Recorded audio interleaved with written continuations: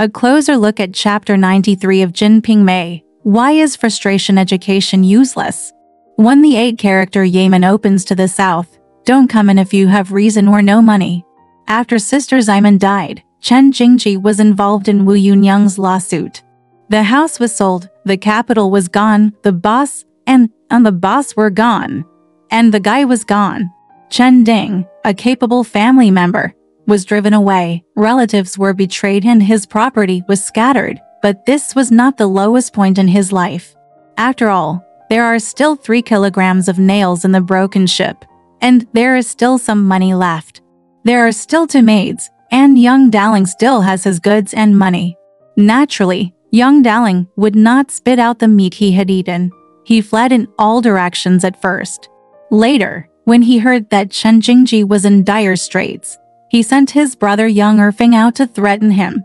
The frightened Chen Jingji had no choice but to knock out his teeth and swallow it. He never dared to think about the 900 taels of goods again. Naturally, the rest of the days can only be spent sitting around and getting poorer and poorer. The big house was sold, and the small house was pawned. The small house was emptied, so we could only rent a house. The girl sold to Changshire, and the left Yuang Shuier also died. Her family member Chenin also left, and all the tables and chairs were sold. I can't afford the rent either. This is true poverty. Chen Jingji had no choice but to go to a cold shop to take shelter. The name Langpu sounds cold, but it is actually cold in fact. It was a place where beggars and homeless people lived. Wherever there are people, there are rivers and lakes, and naturally there are rules in such a place. When Hanako saw that he was a hard-working boy from a rich family and was handsome, he asked him to sleep on the hot king and cook pancakes with him. The so-called pasting of sesame cakes is to contribute backyard flowers in exchange for beggars' protection. Someone came over that night and taught him how to bear the fire, play the clapper, and ring the bell. Be a watchman. The life of a watchman is hard, especially for Chen Jingji, who is used to living a wealthy life. In the late winter, heavy snow fell from the sky. Chen Jingji, who was playing his clapper with a string of bells on his hand, couldn't bear the cold and desolation. That night, there happened to be a sick Huazi lying under the wall. The general manager was worried that Huazi died of illness, so he ordered Chen Jingji to watch over him and find some grass for him to roast. Chen Jingji leaned down and fell asleep. He dreamed that at that time in Ximen King's house, he was blessed with glory and wealth. Hooked up with Pan Jinlian, played and joked, and woke up crying from his sleep. It has the taste of hand in Mengju. The flowers in front of me said, "Why are you crying?" Chen Jingji in the embroidered portrait book said, "Brothers, how do you know about my suffering?" Unfortunately, things often go as planned, but they are no different from the people who speak. I used to be young and romantic, but now I'm in a miserable state. Who can I talk to? Chen Jingji's answer in the Qihua book is, "Brothers, listen to what I have to say." Starting from his own wealth, most of the people with their surnames are among the officials. My grandfather once supervised the cultivation of Huai River. My father made friends with Shi Yao. I drank wine and committed murder after giving birth to me. He kept talking until now. I went to the Yisi shop to ask for the food, and the Musu manor leaned against the defeated wall. There was only one way behind me, to play bang bang in the cold shop. This is the pinnacle of Chen Jingji's life. At the darkest moment, life has reached a desperate situation, and the wealth and gentleness of the past are nowhere to be found, leaving only the miserable existence of the present. 2 such darkest moments are often the awakening moments of the prodigal son in coming-of-age novels. Didn't the prodigal son in the Gospel of Luke wake up when he was herding pigs in the fields and wanted to take the pods that the pigs would eat to satisfy his hunger? But no one was willing to give them to him. Chen Jingji seemed to have waited for the opportunity for the prodigal son to turn back. He met his father's old friend Xing'an, an old man who helped the poor. He took out a green cotton Taoist robe, a felt hat, another pair of felt socks and cotton shoes, weighed 1 tael of silver, and 500 copper coins, and handed them to him. He said, "My dear nephew, these clothes, shoes and socks are with you, and the copper coins are with you. Let's rent half a room to live in. With these 2 taels of silver, You can do some small business and make a living. It's better than being in a cold shop. And you can't learn to be a good person. How much is the rent per month? Come here, I will tell you. Clothes, hats, shoes and socks are all available. Enough to keep out the cold. Renting a house with 500 copper coins is enough to settle down. A small amount of money is enough to start a business. He considers everything carefully and is really a kind father. It's a pity that Chen Jingji didn't look for a house or do business. So he spent the 500 coins in hotels and noodle shops every day. Why didn't Chen Jingji, who had experienced poverty and sold his buttocks in a cold shop to survive, not cherish the opportunity given by Wang Xing'an? When Chen Jingji, who was 16 or 17, first arrived at Simon Mansion, he would get up early and go to bed late every day. He was always doing the work and keeping accounts. Why did Chen Jingji, who was 24, only think about eating and drinking? Because the inertia of laziness too strong to allow him to endure a series of discomforts such as cold and hunger. Like that young Suo who starved himself to death because of lack of suppression. The diligence in the Ximen King family is just out of fear. Once the master is in charge, will he let himself go and be vindictive and lazy? Because of lack of motivation. After Pan Jinlian's death, can life just go by? Or maybe other factors were incorporated into the writing process? Wen Long said, "This chapter is a biography of Chen Jingji, and it does not seem to be the main text of the book." Some people have also verified that the story of Wang Xing'an's teachings has been circulated among the people for a long time, but it was just spliced here. However, even if they are spliced, it is not uncommon for prodigal sons like Chen Jingji to be unable to hold up the wall. Wen Long also said, "I have seen a lot of such stupid and absurd things, which are younger than young people."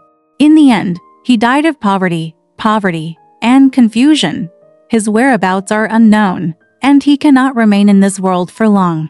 These boys, due to their natural talents, became the result of the encounter. They were the hostility between two people and became the thieves of the moment. Finally, I sighed. There is nothing I can do. I just try my best. Isn't this the case with Wang Xing'an? Jingji came and kowtowed. He had no clothes or socks on him. He was only wearing his felt hat and leather shoes, and he was begging and shrinking from the cold. He knew it as soon as he saw it, but he still gave him a chance, teaching Tong to bring him food to eat when he was full.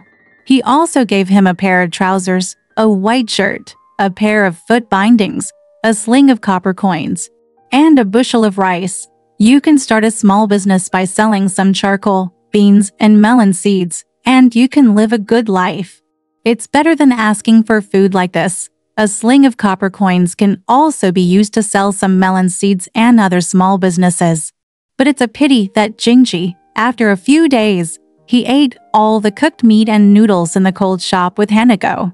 It seemed that he was having a lot of fun living in the cold shop. This time, he was robbed, and then kowtowed to the ground in front of his roots. The old man was helpless and recommended him to become an apprentice in Yangong Temple. But how can it be quiet and unrestrained in a place where money and food are abundant? The director of the temple, the Taoist priest, was accumulating money for himself, and his eldest disciple Jin Zongming was a drunkard and a womanizer. Because he saw Jing Zhisheng's white teeth and red lips, his face was like a powder. He was handsome and good-looking. He became coveted. Although Jingji was lazy, he had a lot on his mind. The first thing is, since you want me, you are not allowed to sleep with those two apprentices anymore. The second thing is, I want to hold the keys to the big and small rooms. The third thing is, follow me wherever I go. Go there and stop being angry with me. You have obeyed me, so I will obey you. He used male sex as a threat, and he was in charge of money and had freedom. Wouldn't he be happy? Jin Zongming also followed him, and Taoist Ren also listened to his eldest disciple, and asked for an ultimatum from Chen Jingji, without taking any precautions. Chen Jingji, who was rich and free, began to let himself go again, living in restaurants and brothels, and reunited with Feng Jinbao. The two talked about the situation after parting, and Jingji said, "My sister, don't worry. I am fine again. The scar has healed, and the pain has been forgotten. That desperate situation and several educations have obviously made it through. Mark. Living day after day, living with the flow. This is Chen Jingji's destiny. However, is this just his fate after all? The opening chapter of Jin Ping Mei reminds us in every possible way, people in the world are single-minded, chasing each other in a hurry, unable to escape the juncture of 7 emotions and 6 desires, and unable to break the circle of wine, sex and wealth. It's so important that we die together in the end. A closer look at chapter 94 of Jin Ping Mei, Sun Tzu's serial tragedy. Chen Jingji is truly the most incompetent and unconscionable man in the Golden Lotus. Not long ago, this loser was struggling to survive in a cold shop, but fortunately he was rescued and taken in by a Taoist priest. Now I met Feng Jinbao, a prostitute, but she became restless again. She was very excited about taking the Taoist priest's money, maybe 5 yuan at a time, or 1 tael. From now on, I will provide her with firewood and rice during the day, and pay her house money. Even the thin capital in the Taoist priest's bag was more than half of the cost. Poor Taoist Ren's banner of accumulating virtue and doing good was torn to pieces by the cold reality, and the most realistic version of Mr. Dongguo and the Wolf was staged. The story of Chen Jingji and the prostitute Feng Jinbao is by no means an idle story. It will be the beginning of the next scenes. Perhaps everything in the world and everyone are involved in a wonderful way, especially in the Plum and the Golden Ping, where all the past, all the love, hate, and all the grudges will be staged and entangled in a magical space. Together, for example, Chen Jingji and his former lover Chen Mai, today's guard wife, for example, Chen Mai and her former enemy Sun Tzu are working at her house today. Link after link, link after link. First, Liuer appears. This Liuer is the brother-in-law of Zhang Sheng in Zhou Xiaobai's mansion. He specializes in running a prostitution shop in Matu, relying on the strong to bully the weak, raising private debts. He is addicted to alcohol and murder, and no one dares to mess with him. He, Chen Jingji, is certainly no match for such a ruthless character. On this day, after Liuer got drunk, because he saw that Chen Jingji was a disciple of a Taoist priest in Yanggong Temple, a white-faced young boy, and Zi Sanjia had taken over the pink-headed Zhang Jinbao in the big wine. He felt unhappy and asked Feng Jinbao when he asked for rent. He beat Feng Jinbao until blood flowed all over the floor when he disagreed. Then he overturned Chen Jingji's wine table and beat the dishes to pieces. Chen Jingji reprimanded him, and Liuer immediately plucked his hair, pinned him to the ground, punched and kicked him countless times. To put it bluntly, I just want to trouble you. Next, Chen Jingji and Feng Jinbao were tied to the garrison mansion. Chen Jingji had no choice but to use the inferior silver hairpins from the Taoist priest Guaning to bribe the sergeants. How could this satisfy the appetite of the guards? Zhang Sheng, Liuer's brother-in-law, immediately said, "When we wait for the execution, we will beat this guy harder." In fact, if you think about it carefully, although Taoist prostitution is immoral, it is not a serious crime. At best, it can be sent to the county government for trial. That's enough. There's no need to alert the garrison at all, right? I tend to think that the author is trying to create an encounter. If not, how could we meet the old Chen Mai from the garrison mansion? As a result, Zhou Xiaobai tried the case and ruled Chen Jingji, as a Taoist priest, did not abide by the rules, stayed with prostitutes and drank alcohol, harassed the local area, and suffered from bad behavior. He took down the left and right, beat him with 20 sticks, and returned to the secular world after pursuing the ultimatum. Simple. In other words, he was removed from the Taoist priesthood. At this moment, by coincidence, because of Xiaoyanai Chumei's son crying, I thought this description was very joyful and deliberate. Chumei in the back hall discovered Chen Jingji at this moment, and pretended to be herself. His cousins rescued Chen Jingji and let him go secretly. At this point, the line is connected again, but the tragedy caused by Chen Jingji's move is spreading. All the money is stolen. The reputation of the Taoist temple is ruined, and the old and innocent Taoist priest Ren dies in anger. This plot always makes me sigh. Aren't good people rewarded? Isn't doing good deeds a moral standard that people always uphold? The reality is always such that people sigh with regret. Virtue and conscience are always thrown into the mud and trampled on ruthlessly. This may also be the most grim thinking aspect of the plum in the golden vase. There is nothing wrong with compassion, but people's hearts are always unpredictable. Sun Zui, another central figure in the tragedy, appeared immediately. Sun Zui's life was a failure, as she was tossed about by fate and was deliberately brought into the garrison by Chun Mai and tortured. Her old enemy Chun Mai once again set her sights on her because of Chen Jingji. In Chun Mai in front of her, she is always doomed. The moment of trembling for her was coming again. Chun Mai is at the peak of her life at this moment. She gave birth to a brother, Xiaoyanai. Guarding happiness is like a treasure on the table, and love is like a priceless treasure. Not long after the grandma passed away, the guard registered Chun Mai as his wife, lived in 5 main houses, bought 2 adoptive mothers and nurse brothers, 2 little maids to serve, and Timur, a favorite girl who plays and sings. All serve in Chun Mai's room. Such a majestic Chun Mai? Wouldn't it be effortless to deal with a little girl like her? But this time the sharp knife was pointed at her again because of that Chen Jingji.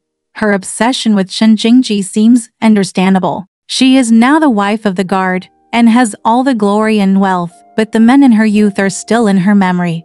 What's more, now that she has this ability and the confidence to come at the beck of call, she has to make up for it. The shortcomings in my youth, thinking find him and be my relative, wanting to take him into the garrison in the name of my cousin.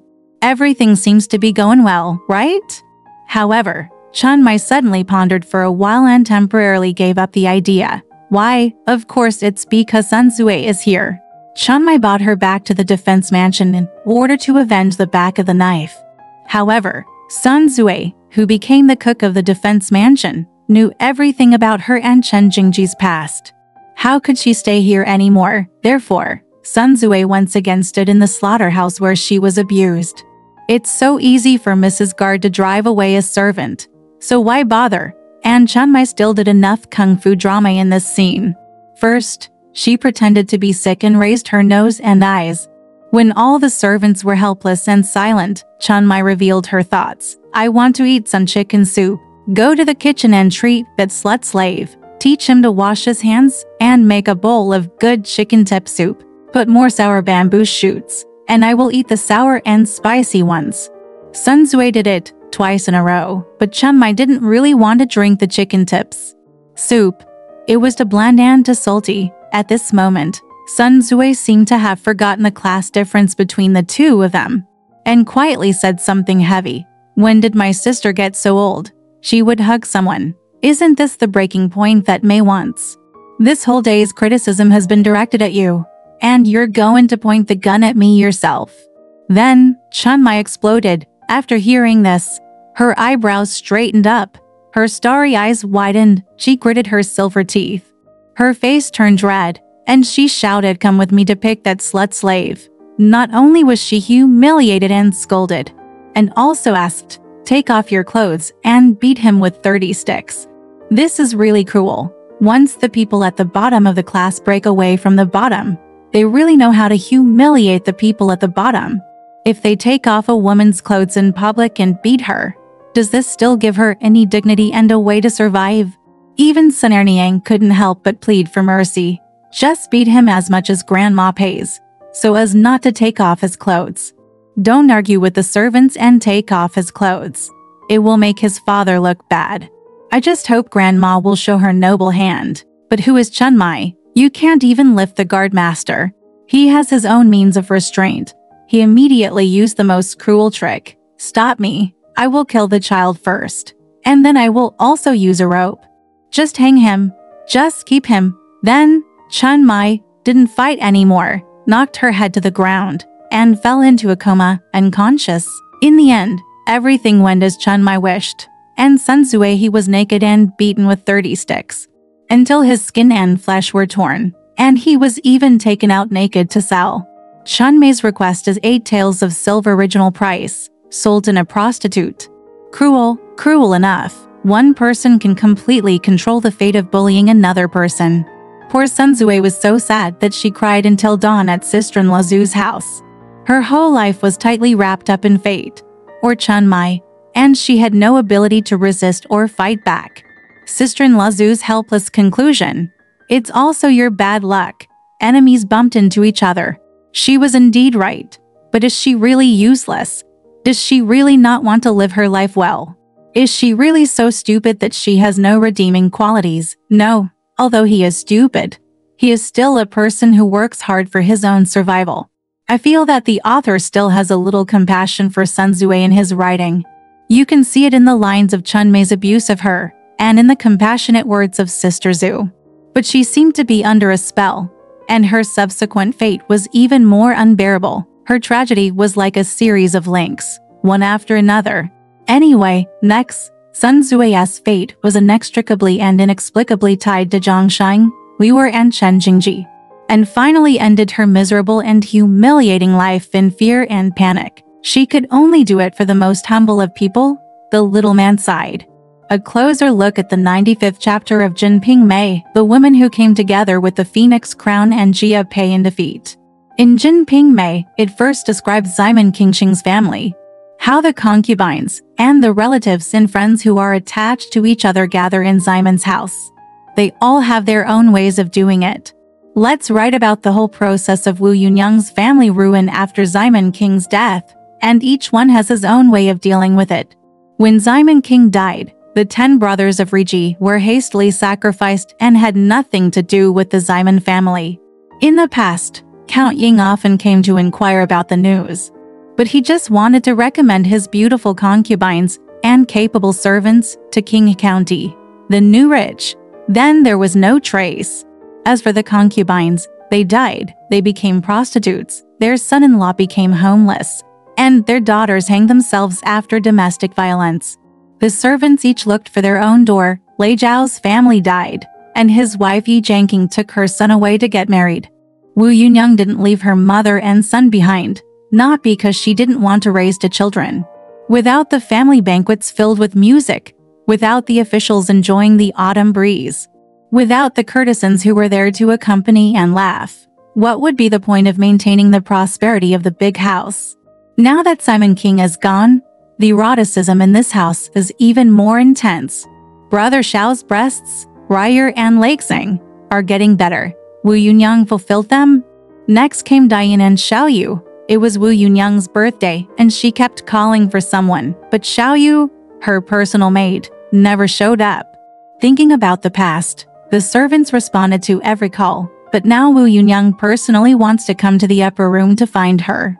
But seeing that Dan and Xiaoyu were doing a good job, Wu Yunyang did not scold and punish her, but just pretended to be deaf and dumb. "You rotten man.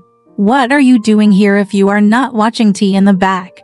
When the birthday was over, Liao, after several relatives and friends dispersed, Wu Yunyang bought some clothes and jewelry, gave Xiaoyu to Dian. It is said that girls are outgoing, and slaves are no exception. Both Rui and Xiaoyu took advantage of their positions to give good things to their men. Wu Yunyang just pretended not to know. There are only a few servants left. What can she do? Should I sell it and replace it with a new one after a beating? Not only is the newly purchased servant not easy to use, but its hands and feet may also be dirty. The male elder is getting married, and the female elder is getting married, which makes the couples happy. Wu Yunyang seems to be accumulating virtue.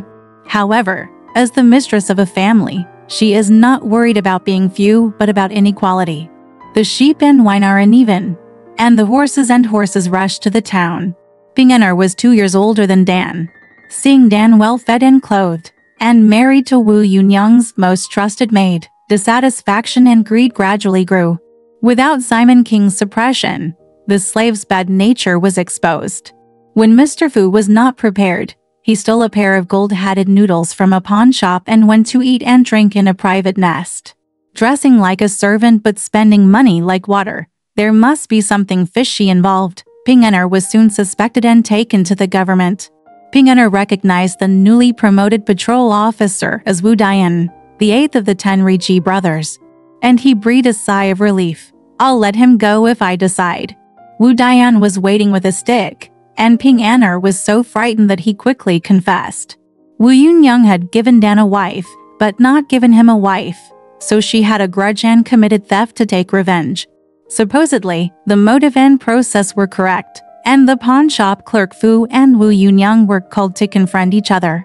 Punish Ping An'er, return the property to its original owner, and the lawsuit would be settled. However, Wu Dian's case was in vain. Wu Dian's homophonic pronunciation means no kindness at all. And now he shows his villain face, leading him to say, it must be that this young boy from Dianer had an affair with the Wu family, so he matched the girl with him in the first place. Just tell the truth, it's none of your business. I'll spare you. He was about to be punished again, but Ping An'er was so frightened that he followed Wu Dian's wishes and said, my aunt is having an affair with Danner. When Wu Yunyang heard about it, she immediately separated the 8 roof beams and poured down half a bucket of ice and snow. Her hands and feet became numb in panic. Uncle Wu said that he wanted a bribe. Yunyang couldn't help but feel sad. When he became an official, our family took care of him. He also lent us 100 taels of silver, and my father also confiscated the paperwork. Today, he turned against kindness and took revenge. Uncle Wu said, Sister, I can't say that anymore. I've never been ungrateful and unjust. So what's the matter with just one child? When the flowers are blooming, everyone flocks to him, and the true meaning is revealed only when the family's fortunes fall. In the beginning, Simon King only made friends with fair-weather friends who were judged based on wealth and status. Once he is gone, no one will remember him. If Simon King were here, Wu Dian would naturally give all the credit to Simon King. Now that he is dead and the widow he left behind cannot support the family business, the right of interpretation naturally belongs to Wu Dian. He came to explain, what credit can Simon King have? His official position was not something Simon King asked Taishi Kai just for him. It was he who had a spirit of exploration and adventure, who made decisive decisions, and boldly pretended to be Uncle Wu to get it. Later, when he took office, he borrowed money as startup capital, and he asked Count Ying to come to him as a favor. Simon King gave Earl Ying face. After all, it was his luck. What he had to thank was that he would seize the opportunity and find the right Earl Ying. Wu Yunyang, who valued her reputation very much, couldn't stand the rumors of having an affair with a servant. So she decided to give up the money and asked her brother Uncle Wu to say, if it hurts my brother, I should find a way out. I would rather give him dozens of taels of silver. Come forward and return the favor, so you don't have to waste time talking. So he sent Uncle Wu out, but he bumped into Aunt Su who was passing by the door. Both are matchmakers, but Mrs. Su is N levels higher than Mrs. Wang. She deceived Meng Yulu, but Meng Yulu always treated her patiently and kindly. This is Meng Yulu's way of being a good person, and it also shows that sister-in-law Su has the inner strength to make people hold back their anger. She was carrying a flower box and a little girl, hurrying on her way. Wu Yunyang was in need of someone to talk to, so she took Sister Zhu to chat, and Zhu quickly said that our little grandma was looking for me in a hurry. When asked, Wu Yunyang heard something unbelievable. Since the birth of my brother, the eldest grandmother died, and the guarding master helped him become the main wife and made him a gift wife. Aunt Su also said that Chunmai was not a coward at home, completely in charge of the house. I bought 2 breasts and for girls to help them. There are also 2 girls who are favored in the room and are learning to sing. They are all used by the master. If you want to be beaten, I will be beaten. The master dares to make the decision. Son, I'm afraid you'll make him angry if you commit suicide. From a girl to a concubine to a wife, the speed at which she went from humble to noble is already a miracle. The key is that Chunmei's husband is afraid of women and is afraid of making her angry. And like Wu Yunyang, she had to endure a lot of negative influence after marrying Simon King. In order to please her husband, she had to pretend to be generous and virtuous to the end, allowing him to marry a man with 5 or 6 houses. Even so, she also kept an outside wife and was dirty everywhere, getting angry with her at every turn.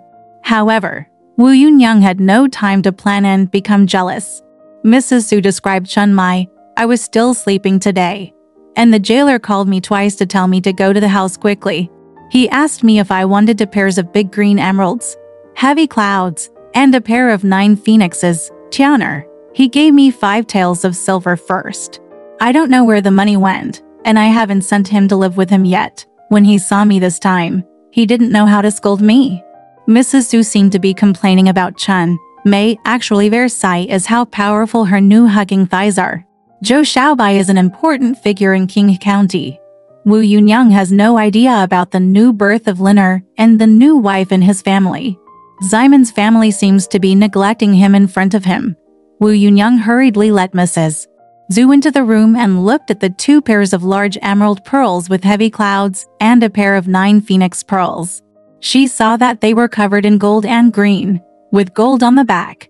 Each phoenix mouth held a small pearl in the back. Hanging a pearl sign is very ingenious. Li Ping'er married Ximon King for the first time. After the two reconciled, Li Ping'er took out a 9 liang gold hairdo and asked Ximon King to have it made into a headdress. You got it for me from the silversmith's house and destroyed it. A gold 9 phoenix cushion is placed on the base. Each phoenix holds a string of pearls in its mouth, and the remaining ones are tied for me, in accordance with the gold inlaid jade Guanyin man Kai Jiaoshan that his aunt is wearing on the front. Chun Mei's horizons have been opened in Ximon King's family. Once she becomes a wife, she will lose to Li Ping'er and Pan Jinlian. Now that I have a baby, there is no need to be distracted by the charming Guanyin who is begging for a child. The 9 Phoenix Mother's Day is indispensable. The lowly maid she sent away had good luck and was very happy with her plum blossoms. I wonder what kind of hatred Wu Yunyang felt in her heart.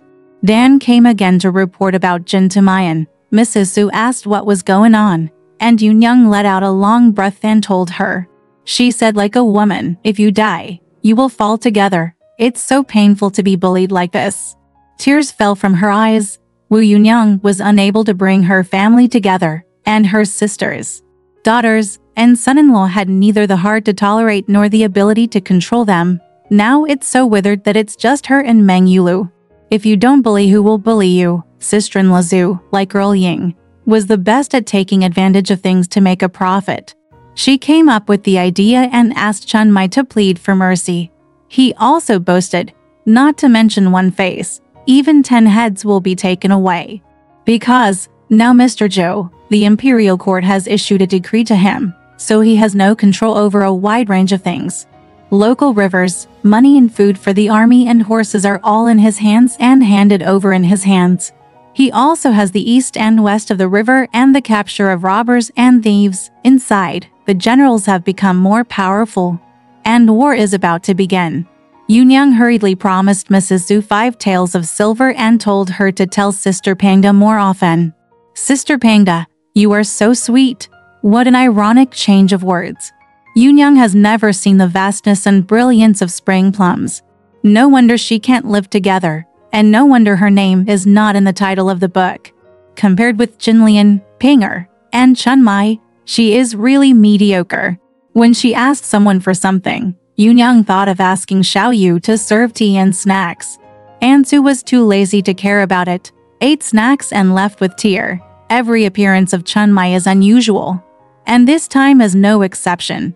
Chun Mei is still asleep on the warm bed and has not gotten up. This is the laziness of a pampered noble lady who is bored and idle. When she heard someone coming, she opened the window of the dormitory. The sun shone brightly on the screen window, just like her new life, which was not in the same world as Yunyang's downfall. Sister-in-law Zhu kowtowed respectfully and handed over Chue Yunzi and Zhu Fengtianer. Yunyang seemed very clever, but Chun Mei was just not satisfied. Zhu's sister-in-law bought a girl from the country for Zhou Xiaobai's concubine son Erniang. She was cheap and only cost 4 taels of silver. Chun Mei also disliked the girl and wanted a girl from the city. It was more expensive but easy to use. Yunyang had never faced Ximon King's concubines with such dignity. Chun Mei's generosity was shown again, and she called the girl Yu Gui. There is Jinhua wine in the big pot. Sieve it and boil it with Mrs. Zhu. Jinhua wine is a fine wine. When Ximon King was there, Li Ping'er bought it with money. They are not happy about it and think it is a waste of money. Now, Chun Mai lets Ansu drink it casually. Sister-in-law Zhu told what happened to Wu Dian. Wu Shunjian used to be our clerk there, and his father was here to take care of his official. Today, if he turns against him, he will be unfaithful, and he will beat the servants and grab people, and he will not be allowed to collect the stolen goods here. After hearing this, Chun Mai asked, "Is there a note?" "Wait until I tell your father," Sister-in-law Zhu said. "He said the note is here." She took it out from her sleeve. Chun Mai looked at it and put it on the windowsill. Chun Mai is so happy, not because of Wu Yunyang, but because of Chun Mai herself. If people respect her for an inch, she will return an inch. If you are unkind to her, I will be unjust. There is no room for someone like Wu Dian. As long as my father is here, I will take care of his officials. With this sentence, she decided. Chun Mai also called the girls Yu Gui and Begonia, and entertained Mrs. Zhu to eat and drink. The two girls laughed and encouraged each other enthusiastically. Before leaving, they wrapped up the crispy rose cake, smoked meat, and pickled goose. The bastard eats it. It makes people think of Sister Feng waiting for Jilian's nanny to come. No wonder Sister-in-law Zhu only served in the Zhou mansion for one day. She only looked at Chun Mai's eyes and took the initiative to take over everything. Once she told Chun Mai, Wu Dian's golden head and face must be returned. Zhou Xiaobai returned home in the evening and saw Chun Mai and his son. He was extremely happy.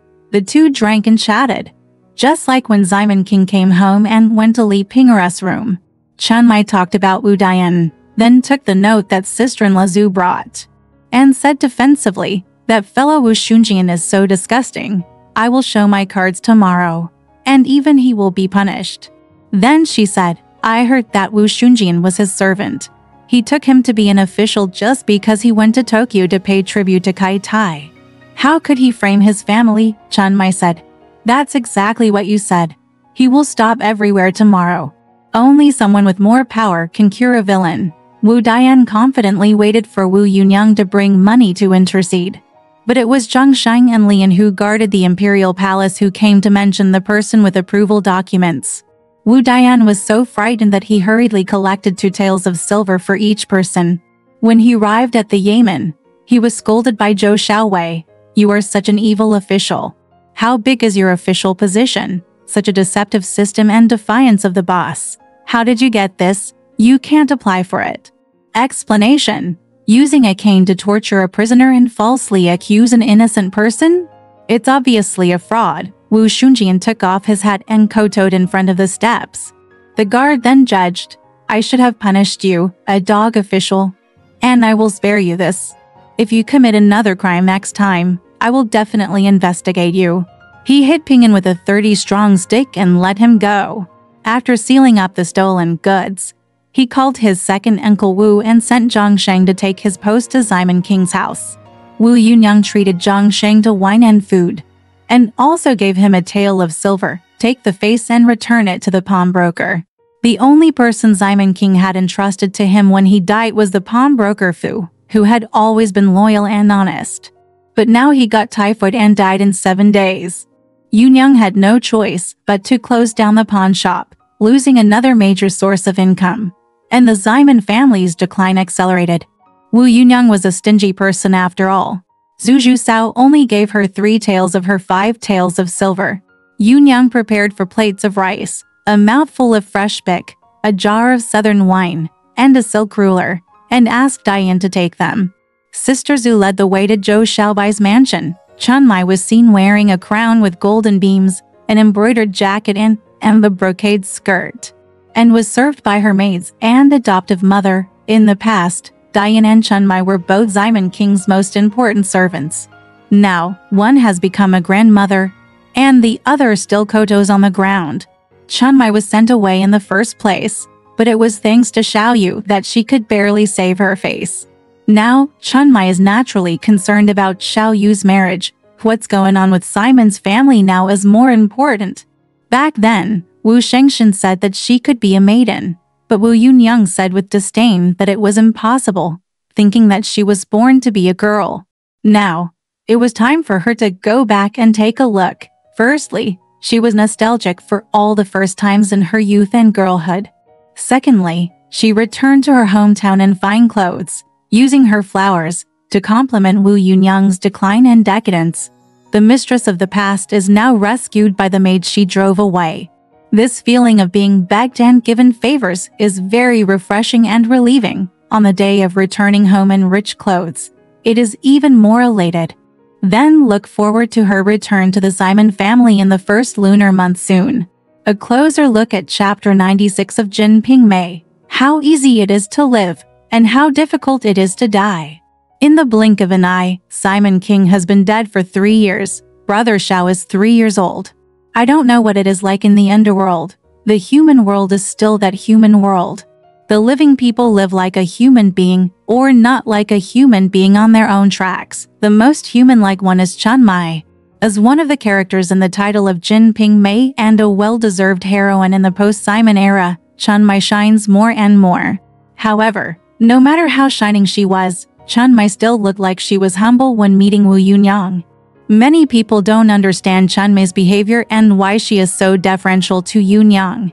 You know, when Wu Yunyang found out about the scandal between her, Pan Jinlian and Chen Jingji, she sent her out without saying a word and left the house. Not long after, Pan Jinlian was also kicked out of the house by Wu Yunyang. Soon after, she died under Wu's knife, and her body was thrown into the street. According to her assertive and stubborn character and her past behavior, she should take revenge on Wu Yunyang and vent her anger on herself by avenging Jin Lian. At the very least, he must look good to Wu Yunyang in terms of words. She doesn't keep her mouth shut. But when she met Wu Yunyang, she not only spoke respectfully, but also treated Wu Yunyang as a member of her mother's family. We start from that era and consider it from Chun Mei's perspective, or we can get a glimpse of it. First of all, it was a highly hierarchical society, and the class gap was as deep and difficult to cross as the Mariana Trench. Chun Mai is at the bottom of society, and her background is even worse than that of Pan Jinlian. No matter what Pan Jinlian is, her family used to be a small owner of a handicraft industry, and she also had a mother-in-law who often came and went. Chun Mai was sold to Simon King's family, and she had no family or friends. She was Wu Yunyang's maid at first. After Pan Jinlian came in, Simon King assigned her to Pan Jinlian. Although she does not take orders in Wu Yunyang's house and is not under her direct leadership, Wu Yunyang is the only serious owner of the family's backyard and the mistress of all the other little wives, especially maids like her. A master can beat and scold his servants at will. Think about how Chun Mai treated Kyuju. She is not Kyuju's serious master yet. Think about how she treated Sun Zue, especially Sun Zue. After arriving at Jogard Mansion, you are a slave, but you only have a life. The master is showing mercy by sparing you a life. So what else does he want to do? Therefore, we feel that Wu Yunyang's treatment of her is excessive, but Chun Mai may not take it too seriously. What's more, if Wu Yunyang hadn't kicked her out, she wouldn't be where she is today. Another point is that Pang Chun Mai, who is infinitely famous, has no other family members or friends in King County. She has no place to show off her decent days like walking at night in brocade clothes.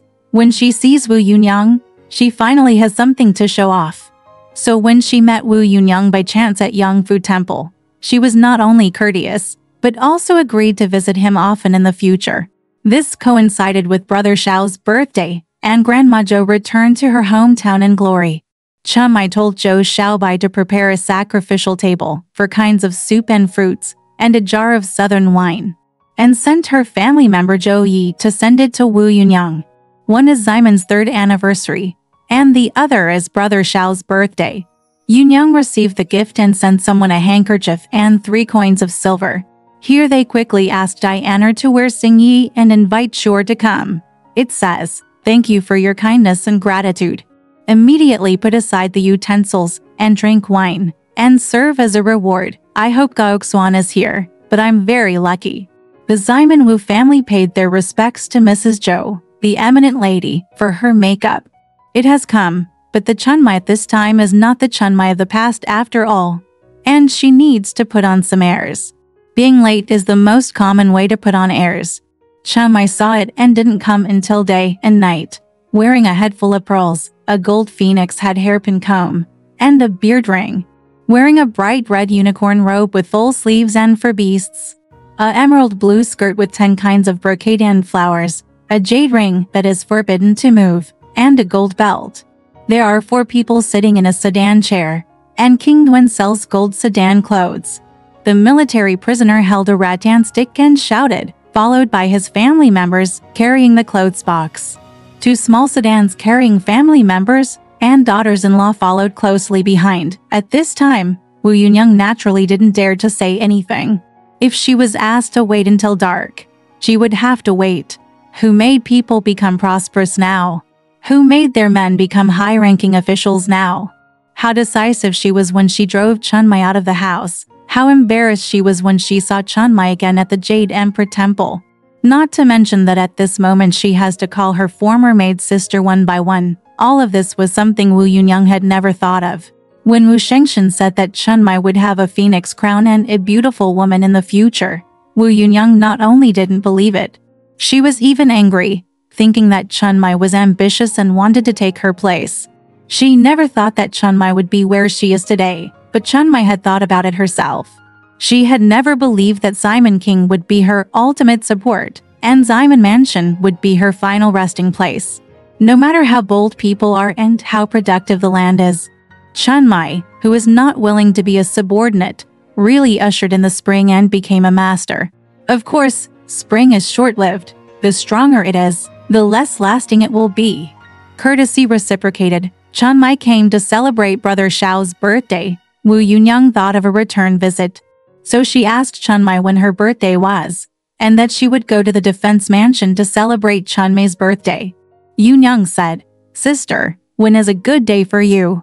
I just go to buy gifts and see my sister on that day." Chun Mai said, "The slave day is April 25th. Yunyang said, "Slave come there the day is set." It can also be seen from this that when Chun Mai was a humble maid, her birthday was not worth remembering by her master Yunyang. Since it was Brother Xiao's birthday, she naturally brought gifts. In addition to the fruit snacks, Chun Mai also gave Brother Xiao a pair of golden 8 auspicious children as a birthday gift. The golden 8 auspicious children are 8 kinds of Buddhist treasures, namely the Dharma wheel, the panchang, the relic pot, the lotus, the sky cover, the umbrella, the goldfish and the Dharma conch. The conch awakens all sentient beings and reminds believers to pray. The goldfish takes more than enough. The umbrella and the sky cover both symbolize protection. The lotus is a flower offered to the Buddha in the Western Pure Land, emerging from the mud without being stained. The relic pot, or pure bottle, symbolizes purity or life. Rain and dew, panchang means immortality. Yunyang is a good Buddha. This kind of gift is sent to her heart, but it also foreshadows Brother Xiao's fate of eventually becoming a monk. After receiving the gift, Brother Xiao bowed to Chun Mai at his mother's request. The little guy was quite cute and he sang in a decent manner. Wu Yunyang also blamed the child for being ignorant and only singing Nai without kowtow. You know, as a humble maid, Chun Mai may not even be qualified to hold Brother Xiao's son, but now she can be treated like this by Brother Xiao. Xiao Yu and Ryer, who were once the same girls as Chun Mai, and even had a higher status than Chun Mai, now have to kneel down and kowtow to Chun Mai. I don't know how envious and jealous they are. It's okay for Ryer, but it's not necessary for Xiao Yu. She married Dan and will become the real mistress of this compound in the future. The book says that Chun Mai gave Xiao Yu a pair of hairpins and Ryer to silver hairpins. But it didn't say what material or style the hairpins given to Xiao Yu were. I guess they were good. Better than Yaira's. You must know that when she left, Wu Yunyang asked her to go out naked. It was Xiao Yu who was so sad that she not only secretly asked Jinlian to bring some good clothes and hairpins to Chun Mai, but also pulled out 2 hairpins from her own head and gave them to Chun Mai. Spring Plum. I guess Chun Mai has not forgotten it. Chun Mai was attracted by Zhou Xiaobai at a glance. Apart from the fact that she had seen Chun Mai before and had a good-looking face, it was hard to say that the decent clothes, shoes, socks and jewelry she brought out didn't work. Today is Brother Zhao's birthday, and naturally it's also Xiamen King's death anniversary. The 3rd anniversary is a big day. In ancient times, children were required to observe filial piety for their parents and wives for their husbands, which lasted for 3 years. Although he just took over the house and did not give Chen Mai any status, Simon King liked Chen Mai very much and even admired her, and promised to be her official wife as long as she had a baby. The woman Pan Jinlian said, have used words. The devil treats him as if he is a heart-to-heart. Say one thing, listen to 10 sentences, and pay 10 for one. If you get married and establish a wife, please stay behind. He wants to beat that boy with 10 sticks, but his father dare not hit him with 5 sticks. So since Chen Mai is here, she must pay homage to Simon Kingling. Goodbye. But Chen Mai's real thoughts are not with Simon King. She was thinking of Golden Lotus. She was already the guard's wife, even though Pan Jinlian still kept calling her my mother. No matter how bad Pan Jinlian is, she is sincere to Chen Mai. No matter how proud Chen Mai is, she is also sincere to Jinlian. When she was in Wu Yunyang's house, she was one of the many maids. But when she came to Jinlian's place, she was the first classmate and almost the only one. A rough girl like Qiu Ju who did dirty and tiring work could not follow at all. She compared, when she was in Simon Mansion, she only followed her. After leaving Simon Mansion, she still thought about her. When Wu Yunyang sent her to Wang's wife's house to wait for sale, Chen Mai kept begging Zhou Xiaobai to buy Jinlian. Even if she bought Jinlian to be the eldest wife, she would be willing to be the little wife. Because of Wang Po's greed, Chen Mai couldn't save Jinlian. After Jinlian died, she found a way to collect her body and bury it. During the Qingming festival, I went to see her in the temple. The words benevolence, justice and justice were not enough to express her affection for Jinlian. There is real affection between them. Some people say that there is a romantic relationship between them, but I don't think so. Real feelings are not only related to sex. To people with similar temperaments and the same illness, living under the same roof, are like to grasshoppers on a rope. It is not difficult to understand that they have such a firm relationship. So after Chen Mai pays homage to Simon King, she must go to the garden to see it. She came here actually to commemorate Jinlian. Celebrating Brother Zhao's birthday or even celebrating Simon's death is just an excuse. The garden that used to be rippling in the spring breeze is now a desolate place with ruins and ruins.